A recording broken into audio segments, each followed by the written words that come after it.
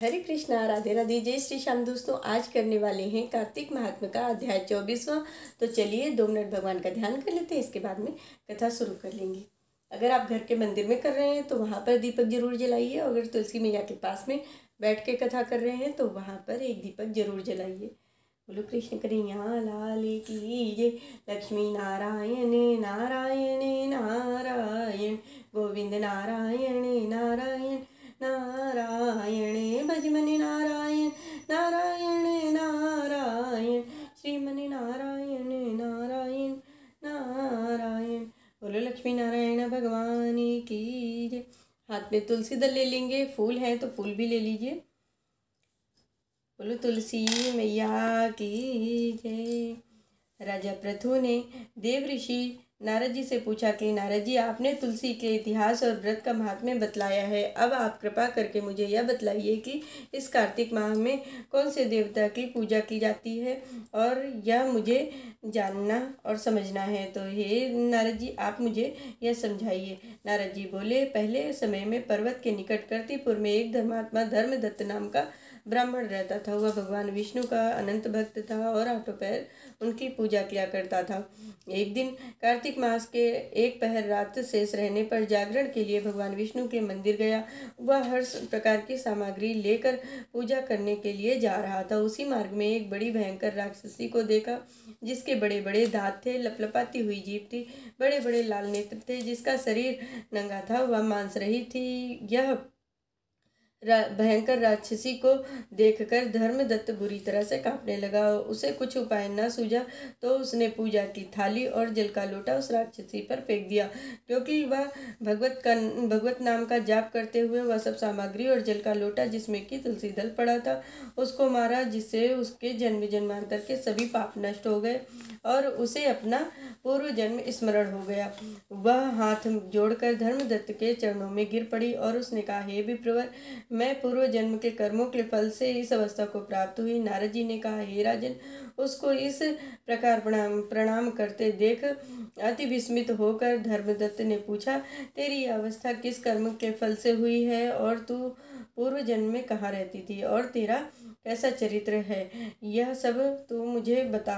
उस राक्षसी ने, जिसका नाम कलह था, उसने कहा, हे ब्राह्मण, सौराष्ट्र में भिक्षुक नामक एक ब्राह्मण रहता था। मैं उसकी पत्नी थी। मेरा स्वभाव बहुत ही निष्ठुर था। मैंने अपने पति का कभी भी भला ना चाहा और ना ही कभी उसको अच्छा भोजन दिया, अच्छी मिठाई दी। मैं प्रतिदिन उससे लड़ती झगड़ती रहती थी। मुझे इस प्रकार लड़ता हुआ देखकर वह नित्य प्रत के कलेश से तंग आकर मेरे पति ने दूसरा विवाह करने का निश्चय किया। यह सुनकर मेरे पति दूसरा विवाह कर रहे हैं, मैंने उसके दूसरा विवाह करने से पहले ही विष खाकर आत्महत्या कर ली। मेरी मृत्यु के पश्चात यम के दूत आए और मुझे पकड़कर गदा मारते हुए यम के पास ले गए।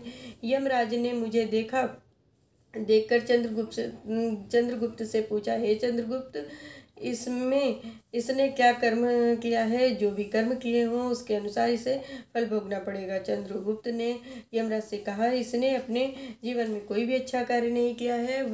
यह सदैव अपने पति को खराब भोजन और सदा अच्छा भोजन करती थी, इसलिए यह अब विष्ठा खाने वाली होगी। इसको अब सुकरी का जन्म दिया जावे। चूंकि यह अकेली ही पाक के बर्तन में भोजन करती थी, इसलिए यह अपने बच्चों को खाने वाली बिल्ली हो। क्योंकि यह अपने पति पर क्रोध करके आत्मघात किया करती थी, इसलिए यह प्रेत योनि में जाए। अब आप इसे अपने दूतों द्वारा मरुस्थल में भेज दीजिए। वहाँ पर वह बहुत दिनों तक प्रेत की योनि में रहकर फिर यह पापिन अपने तीनों योनियों को भोगे। लो विप्रवर, ये अतः मैं 5 वर्षों से प्रेत योनि में हूँ और भूख प्यास के कारण नित्य ही दुखी रहती थी। एक दिन भूख से तंग आकर मैंने एक पैसे के रूप में प्रविष्ट कर लिया, और जिसके शरीर द्वारा मैं कृष्णा और वेणु के संगम पर इस देश में आ पहुंची।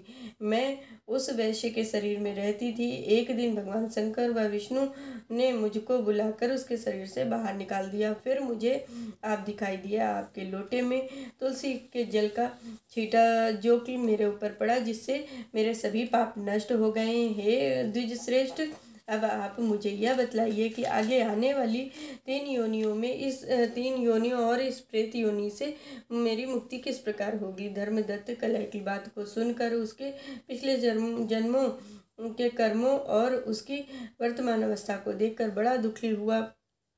उसका दुख देखकर उसका चित्त पिघल गया और फिर उसने दुखित भाव से कहा, बोलो कृष्ण कन्हैया लाल की जय।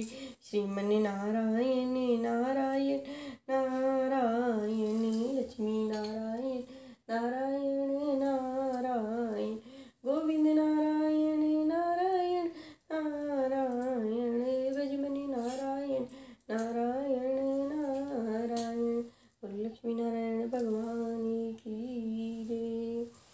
मैंने आज आप सभी को कार्तिक महात्म्य का अध्याय 24वां सुनाया है। इस कथा को ज़्यादा से ज़्यादा शेयर करिए। जो लोग कार्तिक का स्नान करते हैं, कार्तिक का व्रत करते हैं, उन लोगों तक इस कथा को ज़्यादा से ज़्यादा पहुंचाइए। और जो लोग चैनल पर नए हैं सो प्लीज़ चैनल को सब्सक्राइब कर लीजिए। जय श्री कृष्णा, राधे राधे।